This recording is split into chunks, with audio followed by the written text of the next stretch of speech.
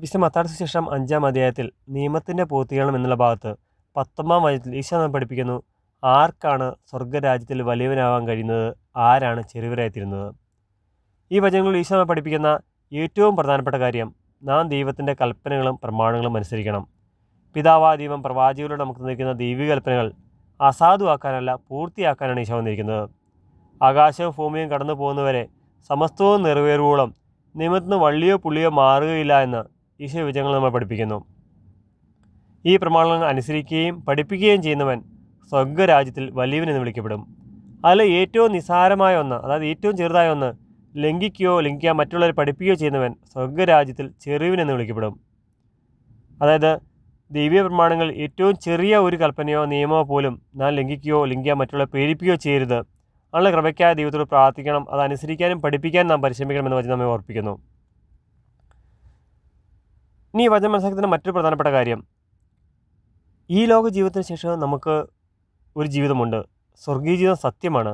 അവിടെ വലിയവരും ചെറിയവരും ഉണ്ടാവും. നമ്മുടെ പ്രവൃത്തികൾക്ക് അനുസരിച്ച് നമുക്ക് പ്രതിഫലം കിട്ടും. സ്വർഗീയ ജീവിതം, നിത്യരക്ഷ എന്ന വലിയ ഭാഗ്യം കൈവരിക്കാനായി നാം പ്രാർത്ഥിക്കണമെന്ന് വചനം നമ്മെ ഓർപ്പിക്കുന്നു. ഇനി വചനം 20 ഈശോ പഠിപ്പിക്കുകയാണ്, നമ്മുടെ നീതി നിയമജ്ഞരുടെയും ഫരീസരുടെയും നീതിയെ അതിശയിക്കുന്നില്ലെങ്കിൽ നമുക്ക് സ്വർഗ്ഗരാജ്യത്തിൽ പ്രവേശിക്കാൻ സാധിക്കുകയില്ല എന്ന്. എന്താണ് ഫരീസരുടെയും നിയമജ്ഞരുടെയും നീതി എന്ന് വിശുദ്ധ മർക്കോസിൻ്റെ സുവിശേഷം 7-ാം അധ്യായത്തിൽ 6 മുതൽ 9 വരെയുള്ള വചനങ്ങൾ ഈശോ പഠിപ്പിക്കുന്നുണ്ട്. അവർ അതരം കൊണ്ട് ദൈവത്തെ ബഹുമാനിക്കുന്നു, എന്നാൽ അവരുടെ ഹൃദയം ദൈവത്തിൽ നിന്ന് ദൂരെയാണ്.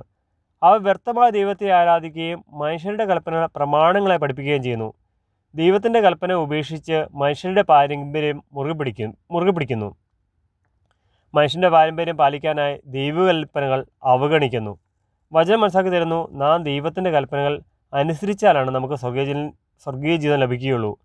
നാം പാരമ്പര്യങ്ങളും മനുഷ്യൻ്റെ കൽപ്പനകളും പാലിക്കാൻ വേണ്ടി ദൈവകൽപ്പനകൾ ഉപേക്ഷിക്കരുത്. ദൈവകൽപ്പനകൾ അവഗണിച്ച് അല്ലെങ്കിൽ അനുസരിക്കാതെ ദൈവത്തെ നാവുകൊണ്ട് മാത്രം ബഹുമാനിക്കുകയും വ്യർത്ഥമായി ആരാധിച്ചുകൊണ്ട് നമുക്ക് സ്വർഗീയ ജീവിതത്തിൽ, നിത്യജീവിതത്തിൽ പ്രവേശിക്കാൻ സാധിക്കുകയില്ല. ദൈവകൽപ്പനകൾ ദൈവഹിതം അനുസരിച്ചും പഠിപ്പിച്ചും അതരം കൊണ്ട് മാത്രമല്ല ഹൃദയം കൊണ്ട് ദൈവത്തെ ബഹുമാനിക്കുകയും ആരാധിക്കുകയും ചെയ്യുമ്പോഴാണ് നമുക്ക് സ്വർഗീയ ജീവിതം ലഭിക്കുകയുള്ളൂ. സ്വർഗ്ഗരാജ്യത്തിലെ മുമ്പന്മാരായി മാറുക എന്ന മഹാഭാഗ്യത്തിന് യോഗ്യരാകാൻ കഴിയുള്ളൂ. അതിനുള്ള കൃപയ്ക്ക് നമുക്ക് ദൈവത്തോട് പ്രാർത്ഥിക്കാം. ദൈവം എല്ലാവരെയും സമത്വമായി അനുഗ്രഹിക്കട്ടെ. ആമേൻ.